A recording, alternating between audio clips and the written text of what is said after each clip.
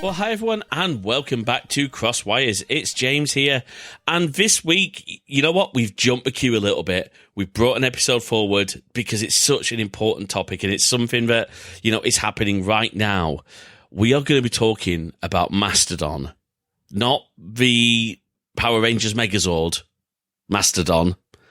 No one. Bueller. No, okay, fine. We're going to be talking about Mastodon, the social network, because of the huge exodus that's going on right now from Twitter, as it's been. Well, we'll come to that. My guest this week, though, is really at the heart of all of this, because he's a server admin for a Mastodon instance that I think it's probably fair to say is maybe blown up over the last few days. Would you please welcome James Smith? Hello. Good to be here. Yeah, it's great to have you. So I will be really honest. I joined your instance, I think on maybe like Saturday or Sunday. And let's just be really honest, it was dog slow. It was, things were not good. And I'm like, and of course you were tooting. Is that the correct term, tooting? Yeah, I think so. Okay. So certainly, everybody thinks it's quite odd, but then tweeting was quite odd back in the day as well, so. Yeah. So, you obviously were tooting about all the problems and there's announcements going up. I thought, you know what? I'll ask James if he wants to come on the show. The worst he can say is no. And you said yes, and here we are literally on the Monday recording. So, before we get into Mastodon and talking about what it is, why, and talking a little bit about the server fun and games, James, if you'd like to, would you like to tell people a little bit about yourself, maybe a little bit about your background, the things that maybe excite you? Yeah, I can do. So, yeah, I'm James. I'm a software engineer and technical guy for, well, as long as I've been around, pretty much. Far too long, seen many phases of the development of the internet into the behemoth that we have today. I'm fairly stereotypical nerd, really. Got a shelf full of comic books and a, office full of Lego, that kind of thing. And I write code. These days, I write code for public service stuff, mostly. Okay. Which is pretty cool. That's awesome. Get to write things that make the world better, help people out a bit, which is nice. That is great, and I highly approve of the Lego and comic books. I will admit, I don't have enough Lego. It is all in the loft at my parents' place. Nobody does. No, absolutely not. Yeah, and I can't afford some. Look, I've always wanted like a Death Star, or actually, at the moment, I'll be honest, what I'm after is probably the Office set, the US Office set that they've done. Yeah, I've seen that. Yes. Yeah. I have on the Death Star front, I don't have one of those, but I do have a wall full of TIE fighters, which is... Is that an Imperial shirt you're wearing? Yeah, I just... It is, actually. I just spied that. Amazing. Oh, you're going to fit... And now I'm coming across much more obsessed than I actually am. It's coincidence. I mean, come on, I've got a Dell Mini 9 logic board stuck to my wall. I think there's a certain level of nerdiness assumed with this podcast. I think, yeah, safe to assume. Absolutely. Okay, so let's start with kind of the basics. Let's start with Mastodon, because I think there's two parts to this. There's Mastodon itself, and then, now correct me if I'm wrong, Mastodon is not the Fediverse, but it's part of the Fediverse. That's right. So let's start with Mastodon, when we can move... Or actually, is it better to start with the Fediverse? Which way around do we want to do this? I think, yeah, let's start with the Fediverse more generally, and then we can get on to Mastodon. Not the Power Ranger villain or the metal band, which is the reference I thought you were going to make. Oh, you see, that's how sad I am. I'm more of a Power Ranger. Yeah. Yeah, so Fediverse is a word that people won't have heard much of, probably, but in a way it's sort of a new word, but it's not a new concept. So if we dive back a little bit into the history of the internet, the older style services that existed on the internet early 2000s. So before things like Twitter, Facebook, stuff like that.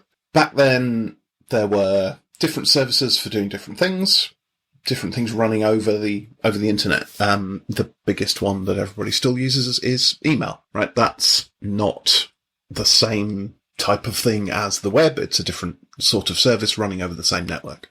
And there were many others. There was IRC, which was like Slack.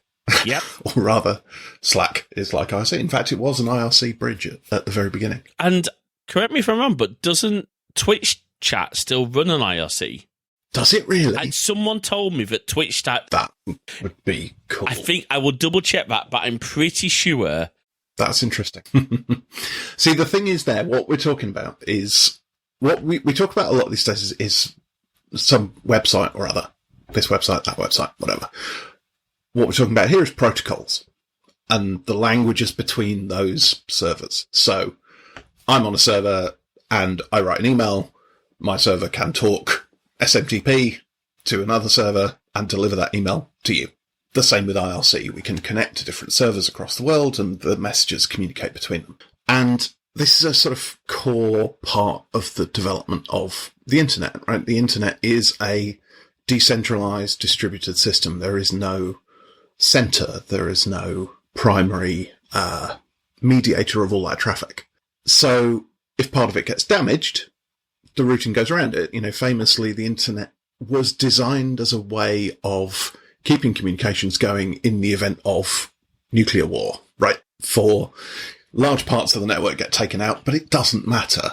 That matters very much to the people who were in the bit that, but you know what I mean? I know. To the network, the information still flows, which is why it's, you know, sort of originally DARPA funded in the US and things like that. It was fault tolerant network. And that's allowed it to scale massively into what we know today. And then on top of that, you've got things like the web, and the web is absolutely fantastic. It makes things so much richer and easier to build, and the fact that that's all anyone really knows these days is testament to the power of that. That's a really good point, because I think I see it more and more. People use the term internet for the web. They have become but they are different things. The World Wide Web was created by Sir Tim Berners-Lee in I think in early 90s or no, I'm wrong. First came online in 89, I believe. Oh, 1 year short. So there you go. And I believe I have to know that. I used to work for a company that he was on the board of. Oh, so, wow. Okay. And didn't that, correct me if I'm wrong, you know, we were a bit of an Apple fanboy show. I believe that he started that all from his Next. It was, Next Cube. Yeah. Which, great machine. And there's I went to CERN once and they had the thing, I think it might be in London in the Science Museum at the minute. Ooh. There's a Next Cube and it has a sticker on the front saying, "Server, do not turn off." Nice. There's the entire web at one point. Love it. And he wrote a paper on it, and his boss wrote on the paper, "Vague but interesting." So, you know. Okay. Humble beginnings. But the web also, to pick up the thread there, is a protocol, right? It's a language for machines to talk to each other. It's a language for your browser to talk to any web server in the world. And what's happened over the last couple of decades, I suppose, really, since the early 2000s, since the creation of the sort of the Web 2.0 explosion, which is probably now such an old term that some people don't even know it. And it just makes me realise how old I am. So I'm feeling the same way. Don't worry. Lots of money came into it, right? And venture capital and things like that. And venture capital needs to have a return on these things. All of these other services, like they were okay. So some of them were sort of small scale commercial stuff, but they weren't collecting together the vast scale. And if you're a VC, that's what you want, right? You want people into your platform and you want them to stay there and never go anywhere else. So we end up with the walled gardens. We end up with Facebook, with Twitter, with Instagram, with whatever other things that I can't keep up with. But all these little systems that all are their own thing. And we think of, you know, we say, you know, what's your address on Twitter, right? It would be like saying, it's like everyone having an email address on the same server, which arguably does happen with Gmail a lot. Yes. And again, that's sort of centralized what is a very decentralized protocol. So there's sort of the internet is historically decentralized and spread about all over the place. And a lot of the ethos of the early internet was around sort of small communities and things like that to sort of find, to explore and find where you belonged in this world. And I mean, I guess if we go far enough back into the 80s and the 8-bit micros, we look at BBSs as a great example of decentralization. Yeah. Well, that's it. I mean, I remember the BBS that I used to dial up to. I remember when it got a connection to the internet, and suddenly you could connect to people on other BBSs. So, ooh, I can talk to people outside of Ipswich. Hey. They're strange and terrifying, but not as strange and terrifying as the ones in Ipswich. But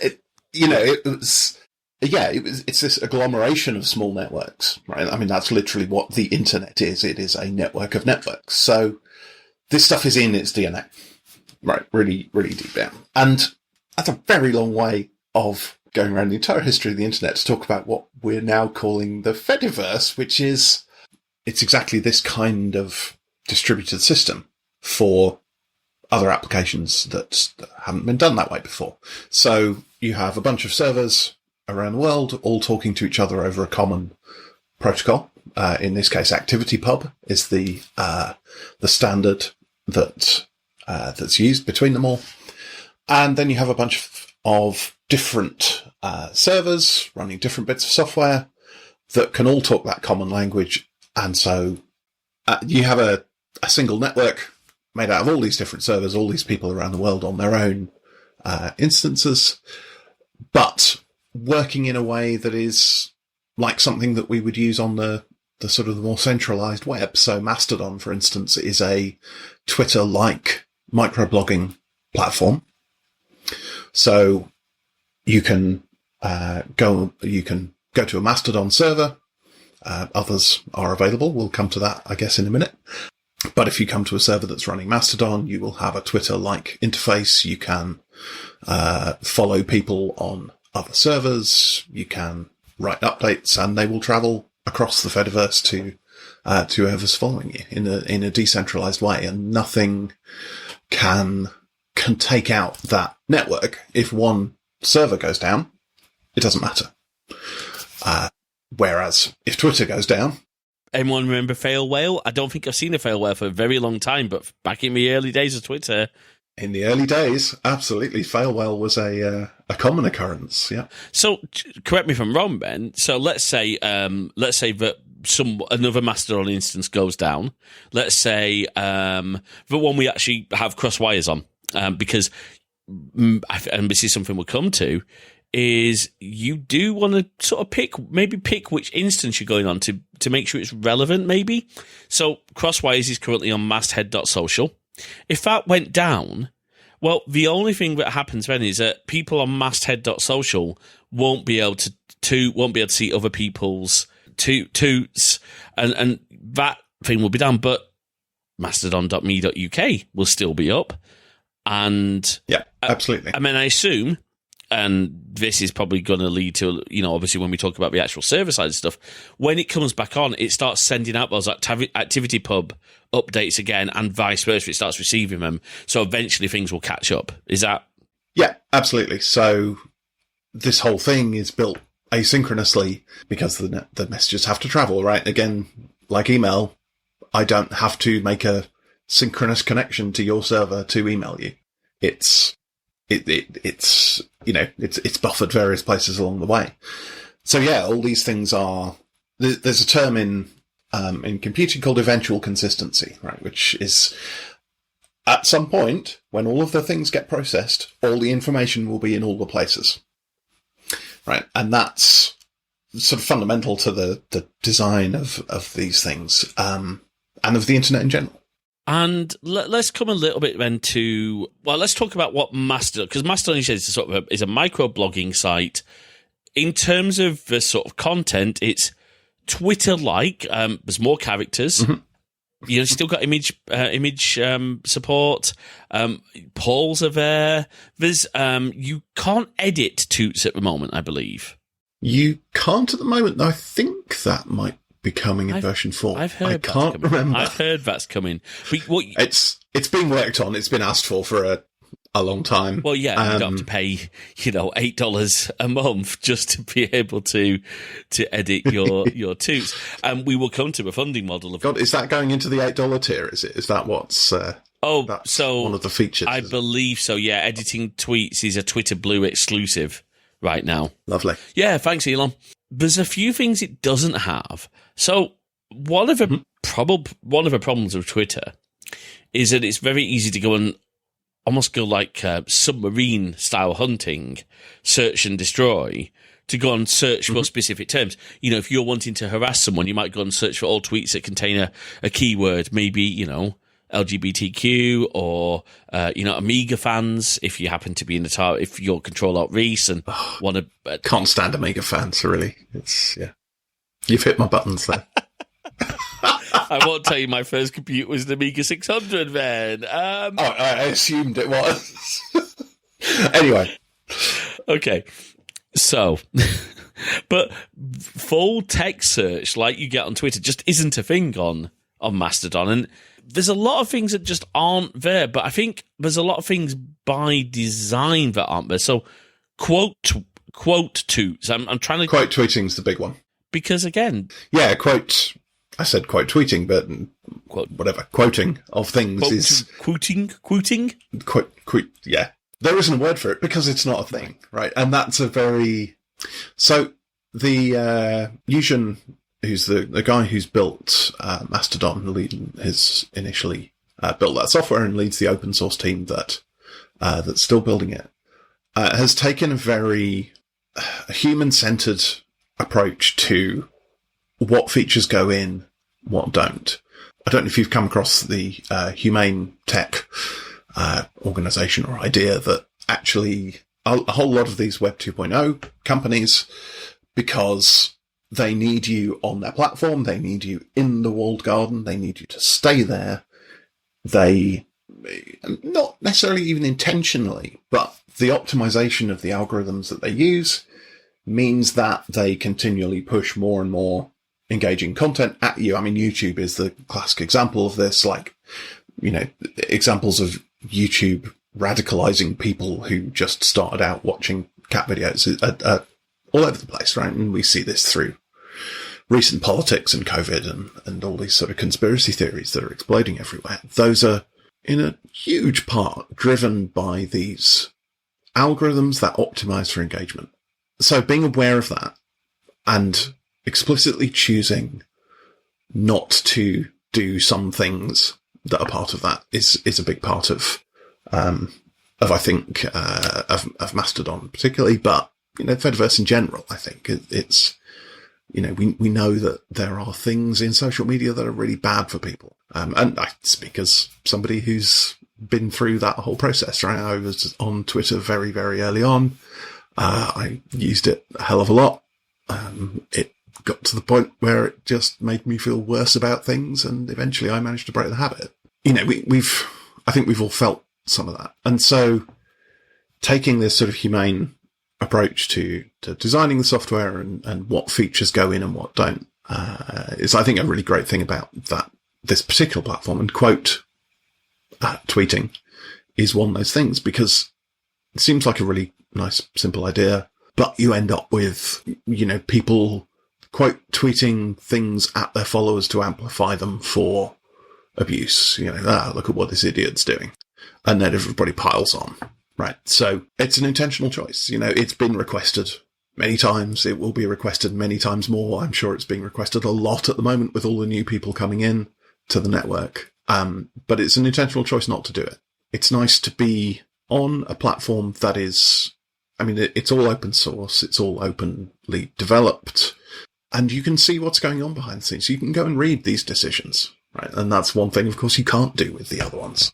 You can read Twitter's decisions at the moment because Elon's just making them all up on the fly on Twitter. I think he's got a random number generator and just comes up with... He's got some dice. Yeah. Yeah. But that's... Roll 2d6 to generate a tweet. That's a very good point, though, because it's open source. Now, that means that no company controls it. As far as I'm aware, and again, correct me if I'm wrong, the concept of advertising on Mastodon isn't even a thing. There are no ways to put ads into a Mastodon feed. There's certainly nothing built into the software. No. You could, if you wanted to, you could have a brand account and you could write things saying how great your brand is, but then they'd have to reach people organically, or they'd have to actually be popular or boosted or things like that. So they're playing by the same rules as everybody else. It's a level playing field. So it's not, you can't pay for, exactly. Yeah. You can't pay for exposure. No, and correct me if, and a lot of instances have a no advertising rule. Yeah. So yeah, you've touched on, I think one of the other fundamental things there is that you have all of these instances around the world that are all run by different people, right? I mean, you've got me here on this podcast, but I am just one instance admin, right? I was sat in a bar in London between meetings sometime in, I think, 2017, something like that. A long time. God. When Mastodon got mentioned somewhere, I think it was one of the early releases, things like that. And I thought, well, I'll have a go, see what that's all about. And got it up and running, and it worked. And it's been going ever since. So I'm just some guy. It's my server, my rules, right? So, but we can state very clearly what those rules are. And there, before you sign up, you can see what the rules are. The one I'm trying to run is supposed to be very much a sort of personal instance for individuals. It's not we don't allow, corporate accounts. We do have we bend those rules for sort of non-profit type things. So we have there's a couple of charities on there and a couple of organizations that are, not trying to sell you something. Let me ask you a direct question on that one, man, because it's one of the reasons that Crosswires isn't on your instance. And I wanted to make sure that I'm clarifying this. Are we talking about brand advertising? So sort of, let's take a popular brand. Let's say McDonald's, for example. I mean, popular is maybe a subjective term, but certainly a big brand. Popular with my children, certainly. Oh, yeah. They would be out there saying, come and try the new Big Mac. It's got 45% more junk in it, or 45% more cardboard for the burgers. That's obviously blatant advertising. But what about someone promoting their content and, genuinely sort of, again, our show, because I will obviously boost Crosswire stuff. Does that fall into for you at least, and would you say maybe the general community, is that something that people want to be seen, or is... Because I think I'm getting the impression that the way to handle this is very different, probably because you've got more characters to work with, maybe very different to how Twitter would do it. Yeah, that's a really interesting question, and one I look forward to finding out the answer to. Right, so this is the world we're in, right? Where all the instances have different rules, right? I mean, there's a lot of commonality, but there are different rules in all of them, and if I want to follow the Crosswires podcast, I can do that on Masthead, was it? Masthead.social, yeah. So I can type in Crosswires at masthead.social and I can follow it from whatever server I'm on. If I want to follow you, I can do that too. So the sort of choice of what you let people do doesn't feel quite the right word, but how you want your community to behave, I suppose. Yeah, because what these instances end up being is communities, little communities. It's like a small community in a larger whole, right? So you have instances that are focused around a particular group of people. You have instances that are focused geographically. So mine is just a general UK server. I mean, anybody could join from anywhere, but it's going to be more relevant to people in the UK. And you have the timelines are both, there are three main timelines, really. There's the people that I follow. The people that you follow as a Mastodon user. Yep. Your user, yes, thank you. Then you have the local timeline, which is made up of things that people are writing on your server. Okay. And then you have the federated one, which is everything that your server can see across the rest of the network. Wow. And so you end up with this sort of community in the local timeline of, people who've also chosen the same space as you based on the rules, based on the personality of it, whatever. And then you have the wider world. And setting those rules, it's about working out what type of community you want to have. And I think the thing I'm aiming for is quite a sort of a personal community of individuals doing good stuff. But these are all inherently, people do a lot of stuff. People make things, they create them. I made a bunch of stuff, and I certainly want to be able to talk about that. And we did have working out the edges of these rules is going to be interesting as the network grows, right? Actually, okay, somebody comes on and posts a link to their Patreon, right? Is that commercial use? I don't think it is. No. Because, okay, they're asking for supporters, but they're not saying, hello, yes, I am a brand, buy this thing, right? It's different. And then there's a spectrum, right? So we have on the server that I look after, the rule is that generally sort of brand and corporate accounts are not going to be let on. Mm-hmm. So interestingly, the company that I work for, we're wondering about whether it should have whether they should be looking at the Fediverse as a thing. Mm. I'm like, well, yeah, you can do, but you're not coming on here because we don't do that. That's not what this. But there's loads of others, and that's fine, right? And there's some interesting stuff to talk about there as well. But yeah, people make stuff. People do boost things of, there's no rule against you boosting podcast something else that you've seen that's interesting, right? Yeah, totally. So, but we work these rules out, I think, together, as all communities do.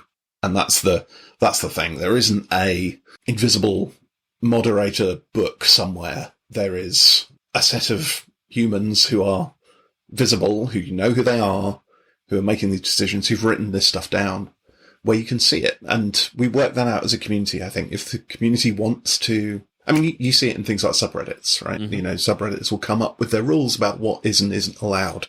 So you've made up a lot, not made up, but you've decided on the rules that you want on your server. And I think you were about to touch on something that's very interesting, because obviously you as a server admin and users themselves can choose to block other instances. Yeah, absolutely. Now, correct me if I'm wrong. I heard a story, and again, this is one of those things where you hear stories, but there was a far right instance. Mm-hmm. Maybe, I think, well, let's just be honest, it was a Nazi instance that spun up. Mm-hmm. And I think the vast majority of instance owners said nope and put them into a block list straight away. Yeah, absolutely. So one of the things with the Federation is that you can choose, I have control over which instances I allow to talk to ours. And yeah, this is not just one far right instance. There are a load of them. The internet is full of trolls, right? And probably the most obvious ones is Trump's Truth.social. Oh yeah? That was a Mastodon instance. They didn't admit it for a good while, but it was. Gab, I think, had I think they were running one as well. Wow. But there's a whole load of them. Yeah, we can choose not to take anything from those. So when you report a thing that you've seen, as moderators, we have control over, okay, do we want to limit that account? So actually it will still be seen by people who are following it, but it won't appear anywhere publicly. Right. Or people won't see boosts from it, things like that. Or we can suspend completely. And we can do that at the server level as well as the individual. So there's a lot of control. And yeah, there are some that just spring up and are like, no, this one literally has a swastika as the symbol. Let's not do that. Yeah, let's not. And if we're going to be free speech absolutists about things like Elon, they can do what they like over there. Yeah. And that's fine. And I don't need to listen. And that's the interesting thing. I think that's really powerful. Absolutely. And again, it's community. We're building the rules for our community and who we do or don't want to hang around with, and that's fine. It's human. I think it's much more human than having, Twitter's current woes of being run by somebody who thinks that, everyone should be allowed to say whatever they like without any consequence unless it's about him. Indeed. In which case, you can't do that. No. There's no one quite as snowflakey as somebody who accuses everyone else of being snowflakes, right? That's always been true. So yeah, you can build the community that you want, and all this stuff is visible, right? You can see before you sign up, you can see which instances we do not federate with. There's a list. They're right there. It's not a very pleasant reading list because even the domain names are unpleasant, but they're there and you can see. And again, different instances make their own choices over those things. I mean, a great example. So Jay, my co-host, she is on an instance that is, dedicated to the LGBTQ AI space, and they have chosen to not federate with a list, a bunch of servers that are known to host people who are not, shall we say, not favourable to that group of people. Yeah. And, again, you might have maybe a Jewish community. Unfortunately, we've got rising anti-Semitism at the moment, which is not okay, absolutely. Folks. Let's just be really clear. They could choose, let's not federate with these people. And again, it means that you've got that choice. You can still follow anyone on any instance that your instance is federated with. And it doesn't, you can still see the whole federated timeline again, based on what's federated with. But it means, I think you hit the nail on the head. You are choosing to engage with a community, and that means you've got a bit more control over what you see. Whereas on Twitter, and let's be honest as well, when if I report something, it goes to you and your team. It doesn't go to some central Mastodon server, moderation team. It's going to you, and you decide, actually, this doesn't fit with our rules, so we're going to do this. Yeah, absolutely. And that, I think, it's really human. I think that's the thing. It's more human. We don't have town squares where everybody just goes and rants at things and everyone has to stand and listen to them. That's not the real world, right? No. So I can walk off. I can go and listen to somebody else. So I can do that. And I think this produces much more human networks. Absolutely. Which I think are what we really need to build on the internet are these sort of truly human networks. And people will say, it's just an echo chamber of people who think alike. Well, that sounds quite nice, to be honest. I don't need to engage with right-wing trolls every single day. If I want to, I can go do that. Yeah. But I don't need to do it a lot of the time. Sometimes I just want to hang out with my mates. Absolutely. And that's lovely. These are human communities we're building. This isn't a free speech platform built on a particular view of the world and of those words, which are definitely not what I would consider the correct use of those. No, not at all. And I'm not going to stop anyone saying anything. They could just say it somewhere else. It's fine. That's it. That's the whole thing. Now, there's a few things I do want to get to what happened over the weekend with this mass influx. Yeah. But before I do that, there's one other thing that I think I love the most about Mastodon. Because, I don't know if you remember back in the day with Twitter, you had great third-party apps. Twitter never had their own app. Oh, yeah. Twitter's app, if I remember correctly, was actually was Tweety. They bought an app called Tweety. Wasn't it? Yeah, you're right. And that's a good memory. Yeah. They bought TweetDeck as well. I used to work in the same office as TweetDeck. So they bought Tweety, they bought TweetDeck, and back in the day, every Twitter app had the same access to all the features through the API. And then Twitter started changing the API, and only the official app got certain things. Yeah, the glory days, as I like to think of it. I mean, that's the world that got me on there. That was the early days for Twitter. It was exciting, right? I joined because there was an account for Tower Bridge, and it would tweet when it opened.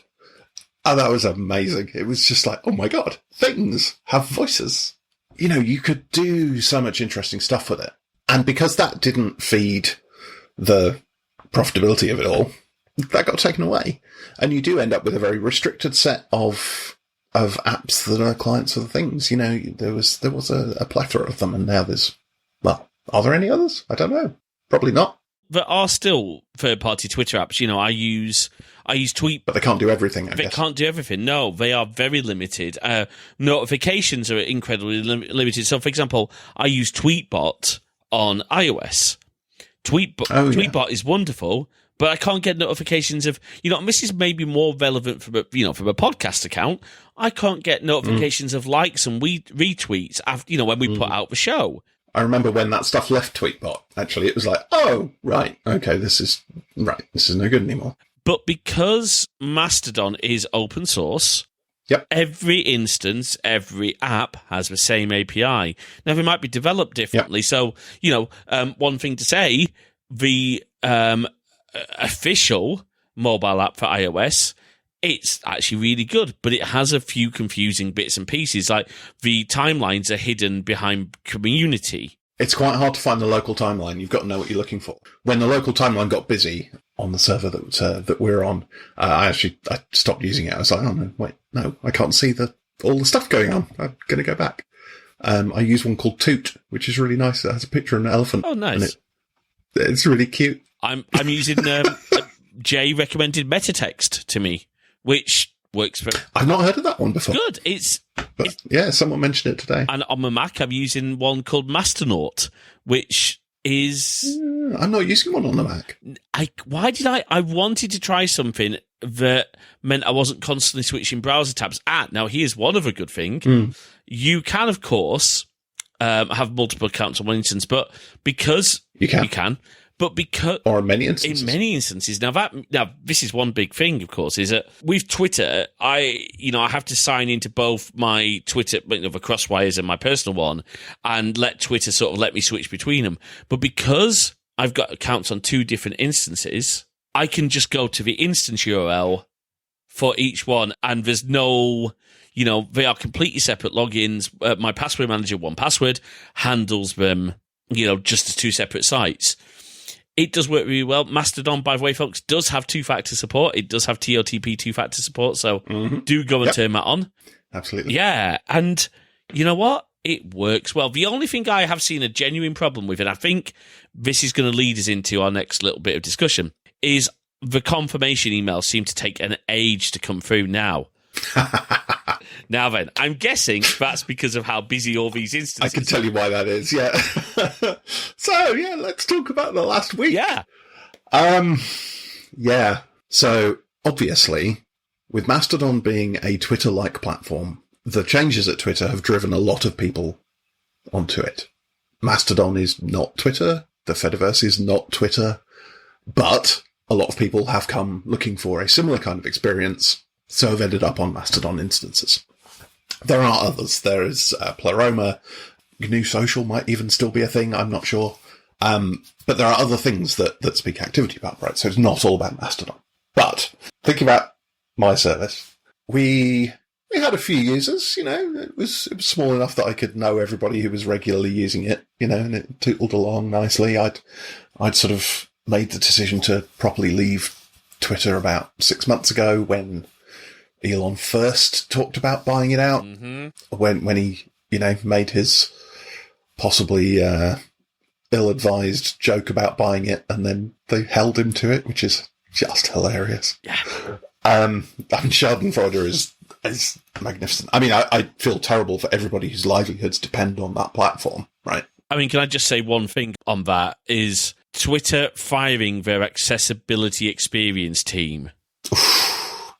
That's not a good look. And I think a lot of their trust and safety team too. No, guys, no, that's not good. Yeah.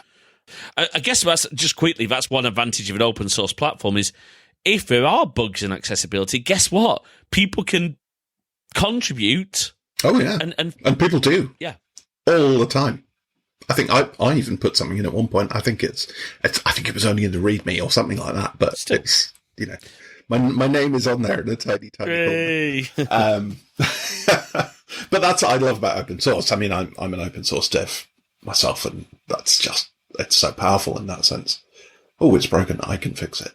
But one interesting thing with Mastodon in particular is that a lot of open source projects are terrible at usability and things because you don't have, a whole well-rounded team building all these things, the graphic designers, the UX people, all of these things, the researchers building stuff.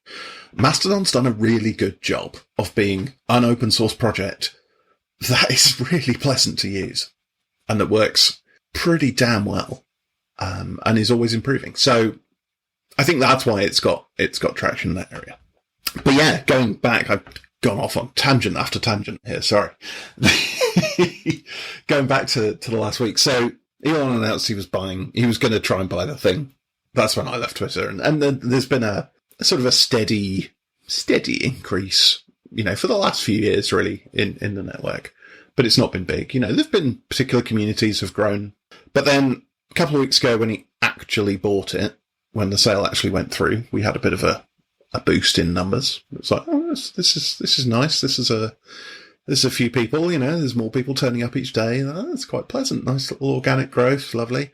And then he decided to fire everybody, and the exodus started, right? The meltdown of the platform and the exodus started, and the numbers just went up and up and up. And on Friday, I thought, okay, I think it might be getting a bit busier. And so I recruited some other moderators, because we moderate the accounts. So you can't just sign up for an account. You have to be moderated, and it helps if you write a little reason into why you're joining the server. I read so many Elon Musk insults in that field. It was hilarious. But we do that to prevent spam. Yeah. Right. We had a spam sign up problem at one point, so I made it that I had to check the accounts. And on Friday I thought, okay, this is going to be, if I want to go for it, it's nice to allow them quickly. If I'm going out for the evening or something like that, then there might be a bit of a queue. So I'll recruit some people and they'll help. So I got a few people that I know and trust. I do want to make that more democratic, actually have the community select their own moderators over time, because we can do that. But select a few people I know and trust. And I said, look, it's really just about, like, if I go away for the weekend and there are 20 people who want accounts, that somebody can deal with it. By Friday evening, it had started, and we had, I think, a couple of hundred new accounts had signed up just that afternoon. Wow. And we got to, I think I went to bed on Friday night, and the instance had hit 1,000 people, 1,000 accounts, which was pretty big. And the moderators had sort of taken my, what if 20 people sign up over the weekend thing, and got, right, yeah, just maybe. I was just thinking, oh, thank God I recruited some more people this morning, just in time. But then there was somebody with quite a high profile on Twitter joined the server, and they tweeted a really useful thread about what Mastodon was all about, how you could join it and things like that. And they said, and I went here. And then on Saturday, well, I turned off signups at about midday on Saturday, when we had knocking on 1,800 people. We'd had well over 700 that morning. Wow. And we approved them all, but it was just like this, okay, this is mad. And at that point, then, after I closed off the sign-ups, it was like, wait a minute, it's getting slow. This is slowing down, right? So a lot of the work of Mastodon is done behind the scenes by background processing things, and we had a certain number of queues and a certain number of things processing those. I think on Saturday morning it was 4 background workers, and that was fine for normal use. They do things like they rebuild the timelines, they send notifications, they send emails, and they do federation with other things. So a lot of the work. Those 4 background queues had, I think when I looked at it, was about 200,000 jobs in them. Wow. And they have a latency figure on them, and they were running, well, the Federation queue was running about 18 hours behind. Wow. Real time. The notification queue was running about 4 hours behind. And I thought, oh, that's why nobody's getting any emails or anything like that. So what I was most impressed with, I'm a technical architect in my day job. What I was most impressed with, it stayed up. Right, under all that load, the server was really being hammered by this vast influx of people, because it was not spec'd for that. Right, not at all. The plan I was running it on, we use a hosting provider called Mastodon, and the plan I was running on is built for about 50 active users, and we'd just gone for like 1,700. Yeah, right. Yeah. This was not normal, but the site stayed up, and I've been building things on the web for a long time. That's bloody impressive. It slowed down. Things didn't get delivered quickly, we got to all see very clearly what eventual consistency means, right? Eventual consistency is like, maybe tomorrow? Yeah. But interestingly, this is what happens behind the scenes in all of these big things anyway. You just don't see it because it's well spec'd. Is that why when I'd followed some people and vice versa, it wasn't actually showing? Probably didn't show up for a while. Yeah. Yeah, because they wouldn't show in your timeline until the timeline processors have caught up. Right. So it's what I've been doing since then over the weekend is continually watching those queues and continually bumping up the number of processors that we've got working through them. I'm hoping where it is now that it got behind a little bit during the busy time of the evening. I'm hoping overnight we'll get back to real time on everything, and then it will continue to stay up to date tomorrow. But we'll see. We're making it up as we go along. And you talked about, obviously, this Mastodon host. I know, for example, they've closed sign-ups for new instances at the moment. Yeah. Because they're probably swamped. Yeah, he's been busy. Yeah. So what architecture does this run on? Is this just, comparable to, say, like a DigitalOcean droplet? Or is it a specific thing? Is there a lot of work in the background you have to do to set up a Mastodon instance? So when I first started the server, it was doing exactly that. It was running on a DigitalOcean droplet. And I think it was... I'm not sure when I first started it. I don't think it was even running in a Docker container. I think Docker build was later. But, yeah, you can run one up in Docker. That's no problem. I have looked after many things over the years and have decided I don't want to bother doing that anymore. So there's a hosting provider called Mastodon who popped up a few years ago that will provide that for you. And honestly, I don't know what it's running on, and I don't care. So it's all I know is how many processing threads I've got and what the queue looks like. I see. So it's like it's managed. It's managed. Yeah. It's like it's managed. Yes, it's managed. It's like the equivalent of a WordPress managed hosting plan, but just for Mastodon. Yeah. Okay. Yeah, that's right. Now that's what we're running on. Other ones do very different things. Mastodon.social, I think, is on.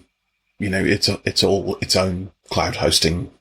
For God knows what their scale is. It must be enormous. Yeah, because we're one of the bigger. That's the primary instance, really. That's the one that often a lot of people join first before they bounce off to another one. But then, some people are just running it on a Docker container, on a Pi, probably, for little private instances. Because there's nothing to say you can't have your own private instance with only one account. That's true. Or maybe like an internal... You can completely self-host. An internal company one, maybe. Yeah. So there's some really interesting things that you can do with this. So Dan Hahn wrote a thing the other day. This has been an idea that's been floating around for a long time, but he put it really nicely. News organizations or other things like that, run your own instance, right? That way, we know that the stuff coming from those accounts is from you. It's verified by the architecture of the internet, not by a blue tick. I like that. Somebody else suggested you could run one of these for a school year or class and not federate anywhere else. Not federate out at all. Your own little private social network, which I really like the idea of. Or you could federate it with just the other school years. Just a few other things, exactly. Oh, yeah. Okay. Or companies running their own, right? So what I would love to see, advertising on the Fediverse, right? I wouldn't love to see advertising. I don't like advertising. Some people do. Whatever. Okay, yeah. Companies run your own instance, right? Give us an official account on your domain. And yeah, you'll have to change how you do the marketing in order to get reach. But, we've all had to do that over the last few years anyway. I think there's a lot of interesting things you could do there. I think the news one's particularly exciting.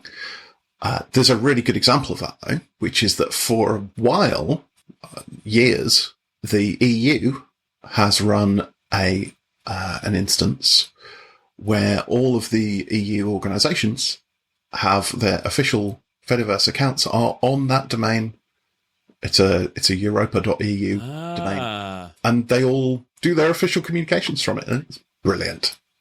It feels like how it should be, right? I know that I've got an email from you because you've, sent it from the right address. Spam notwithstanding.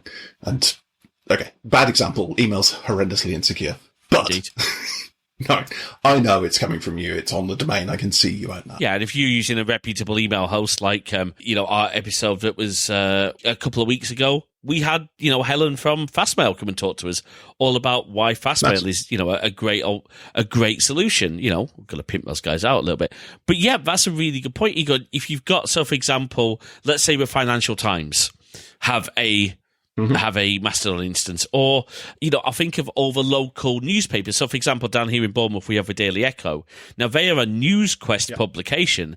NewsQuest could have a social.newsquest. Whatever, and you would know that they're verified, because that is, when I say verified, that anyone who's got an account on that is more likely to be a genuine NewsQuest, because again, they'll have that moderation. And you could have, Bournemouth Echo at social.newsquest. Whatever. Or individual journalists. Right, yeah. So I think there's some really interesting stuff in this architecture around trust, because, no matter what the Elon fanboys, I want to have a better name for them, but it's very much converging around him, so we'll just use them as short. Oh, I've got one. Musketeers. Oh, nice. That's good. Yeah, that's good. No matter what they think about everybody wants the blue tick, right? It's a status symbol. It's not a status symbol. It is saying that you are who you say you are, but it's become this status symbol. I am who I say I am because it's on this domain. Yes. And, I'm using the architecture of the internet to prove this stuff. So it's much more meaningful, I think. And I think we'll see some really exciting stuff happening with these kinds of platforms. And it's important to note as well that, I skimmed over this completely, but the Fediverse there is the Twitter-like stuff, like Mastodon, Pleroma, others, but there are other things out there. PixelFed is a service that is very much like Instagram. I saw that today. Bookworm is a lot like Goodreads. PeerTube, I think you can probably guess, is, a federated sort of YouTube version. There is one for sound, and I can't remember what it is. Funkwhale, that's what it's called. It's like SoundCloud-ish. At some point we'll get over using all of these. It's like, this takes me back to the days of stupid startups. Like, it's Uber for dogs.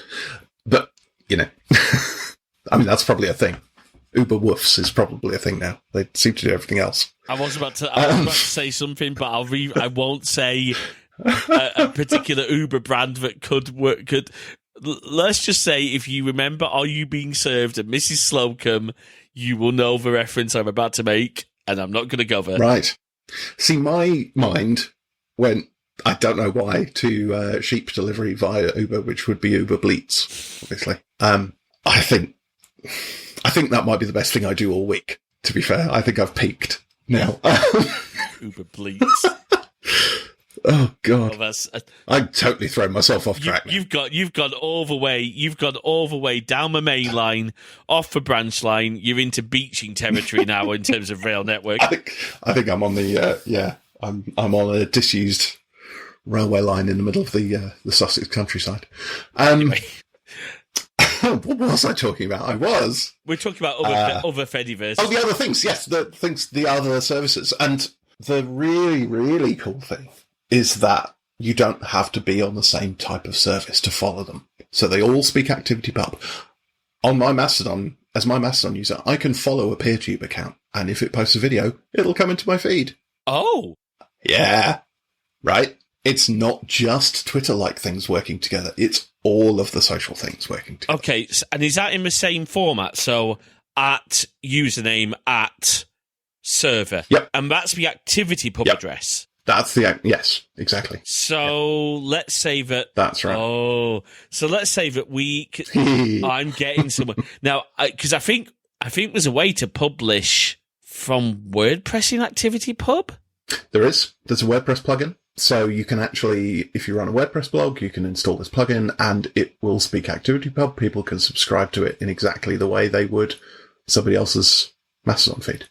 So you wouldn't need to be cross-posting your blogs. They just are. They're first-class actors on the network, the same as anything else. Oh, write.as is another one, which is Medium-like. Oh, and sort of simple blogging platform. Is micro.blog Mastodon based?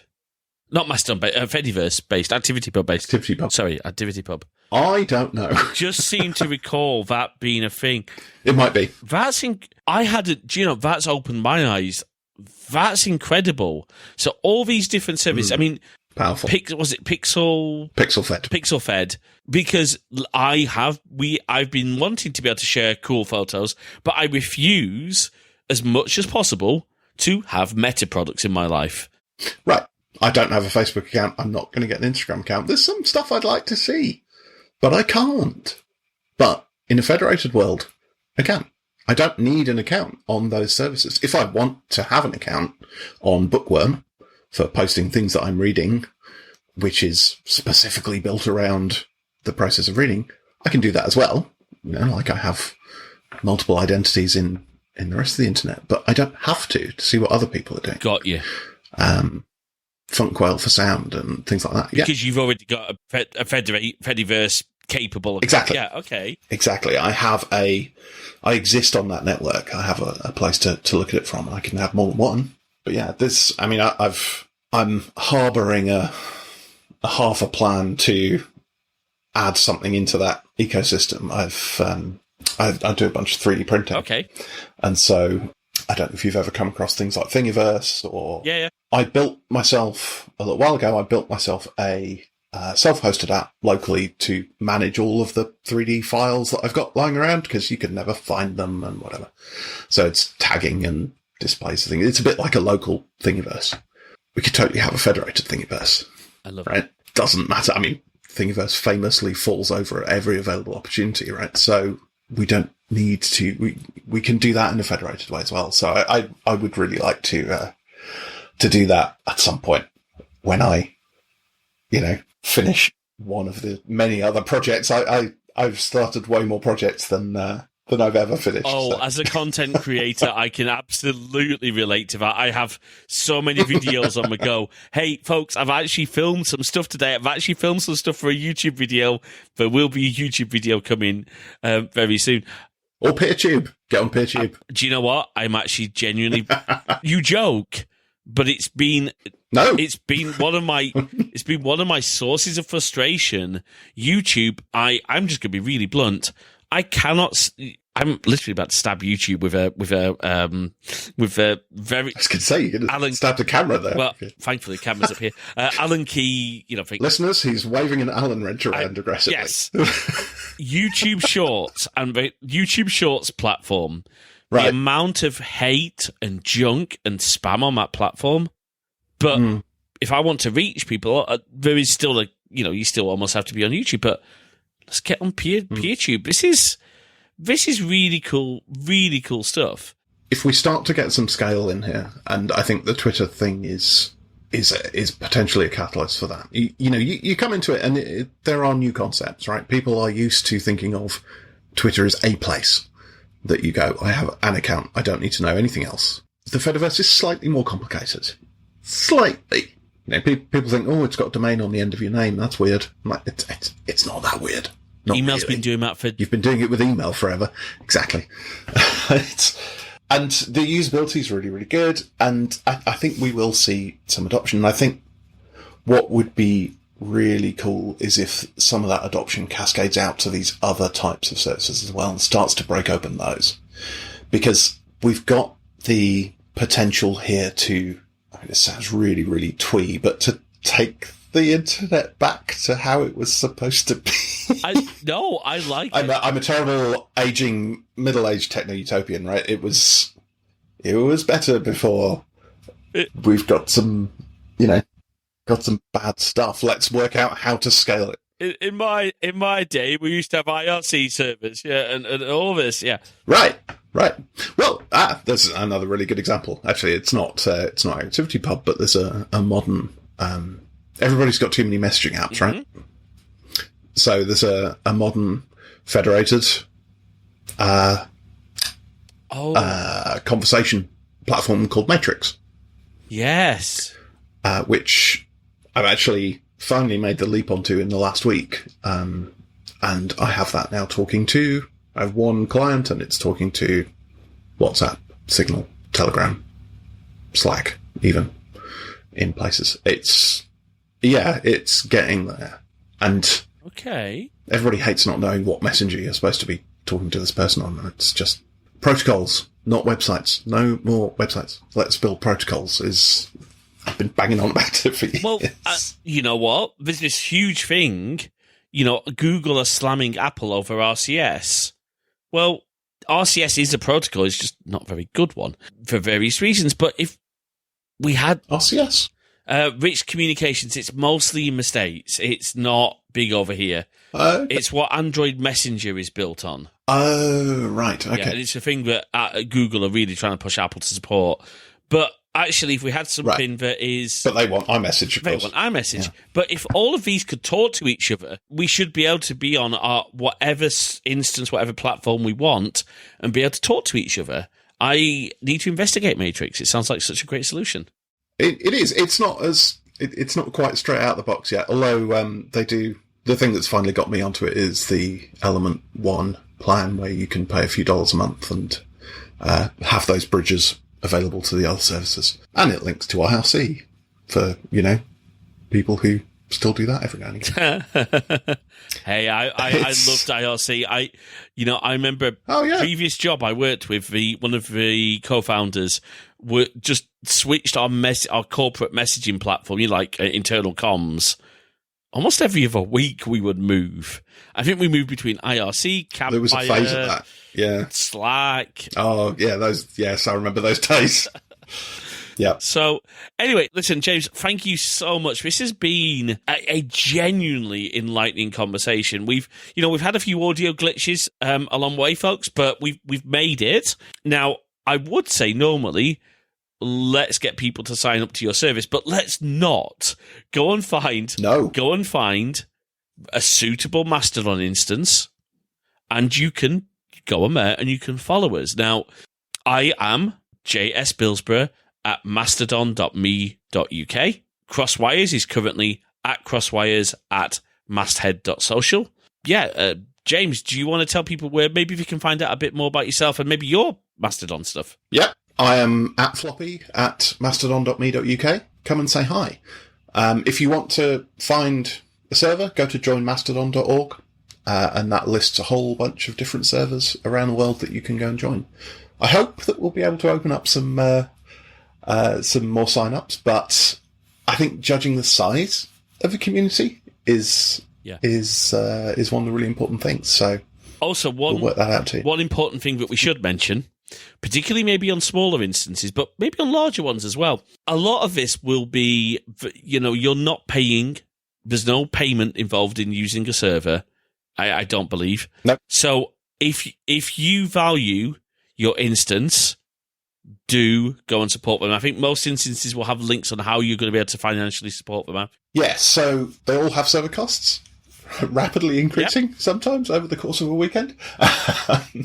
Ours has quadrupled over the weekend. But all of the servers can support themselves however they want.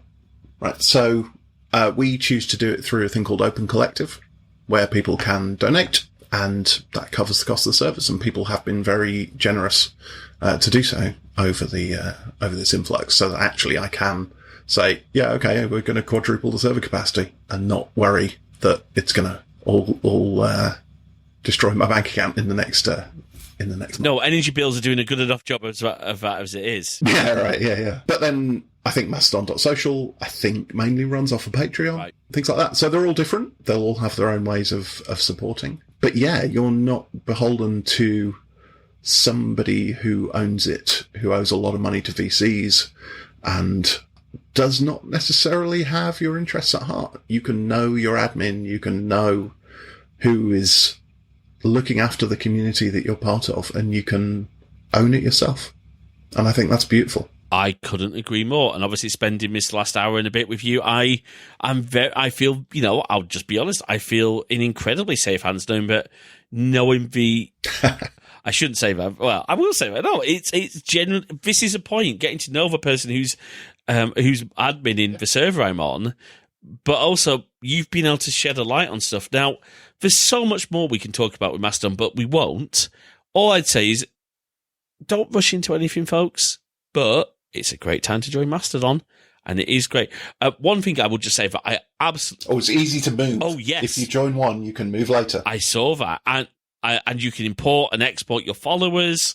There are some services that let you, that as best of their ability, will let you try and pull over your Twitter followers. It's not easy, but there are some services that will let you do that. One thing I'd also say, one thing I really love is how easy content warnings are and how easy privacy settings are. So you can do, okay, remember if I'm right here, public just goes out to anyone. Yep.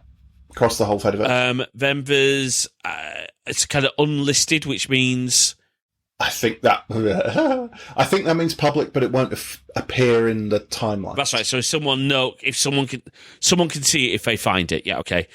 There's followers only, which is as it is. And then there's direct, because direct messaging on Mastodon is actually a lot easier than on Twitter, and it flows more naturally. Yeah, I think what's really interesting with those is that is a setting per post. Yes. Right? I can take my Twitter account private, but then everything... Actually, do you know what? Twitter might have changed this now. Can you change it on the fly? I don't know. You can do... But being able to say this particular thing... Oh, okay. This particular thing is going to go everywhere, this one isn't. Is very nice. One thing that people are encouraged to do in threads is to post the first one publicly and then make the others unlisted so that it just doesn't, you don't end up halfway through, for instance. And the other thing, of course, is I asked you publicly, would you like to come on the show? When I then said, you said yes, and I said, here's our scheduling link, I set that so that only you could see it, so that I didn't get 20,000 people. Yeah, seamless. Yeah. It's really nice. Yeah. Awesome. James, thank you so much. Yeah, and do you know what? I didn't even notice. And I didn't need to. That's the point. It's my decision who sees it. It shouldn't impact your flow. Awesome. All right, James, thank you so much for your time.